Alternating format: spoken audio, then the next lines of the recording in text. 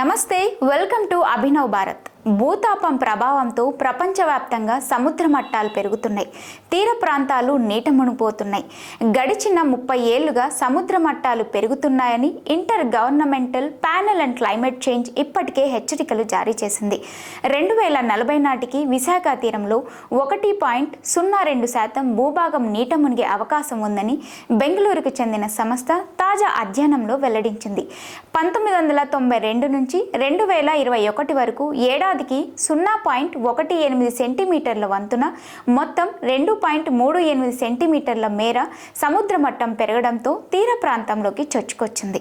ఇదే విధంగా 2040 నాటికి సముద్ర మట్టం 16.7 నుంచి 18.3 సెంటీమీటర్ల మేర పెరిగే అవకాశం ఉందని, తీరంలో సుమారు 1.02% ప్రాంతం ముప్పునకు గురవుతుందని ఈ సంస్థ తెలిపింది.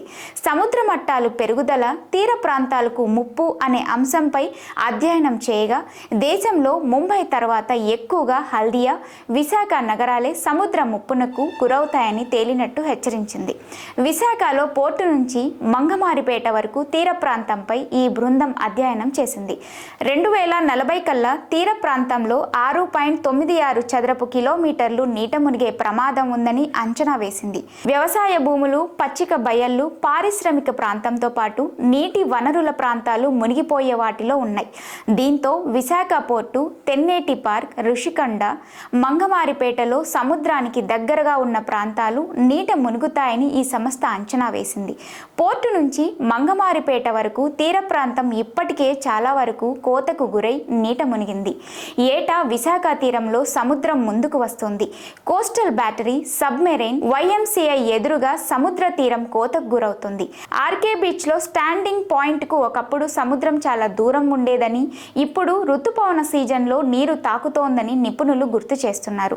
సముద్ర మట్టాలు పెరిగితే ఎయిర్పోర్ట్ పక్కన ఉన్న మెహద్రి గడ్డలోని నీరు ప్రవేశిస్తే ఆ ప్రాంతంలో చెట్లు, మడ అడవులు ముప్పునకు గురవుతాయి. భూగర్భ జలాలు ఉప్పు నీరుగా మారతాయి.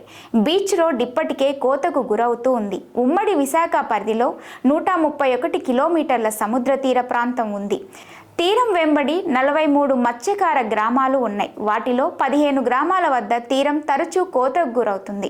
2014 హుదూద్ తుఫాను సమయంలో ఆర్కే బీచ్ పరిధిలో కిలోమీటర్ల మేర తీరం దెబ్బతింది.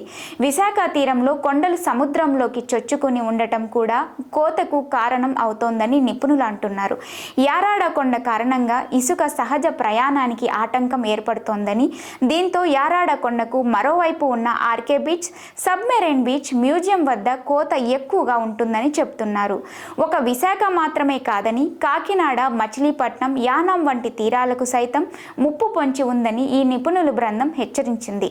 అయితే భవిష్యత్తులో మార్పులు వచ్చి గ్లోబల్ వార్మింగ్ తగ్గితే సముద్రపు కోత తగ్గే అవకాశాలు ఉంటాయని, లేదంటే భారీ ప్రమాదం తప్పదని వీరంతా హెచ్చరిస్తున్నారు.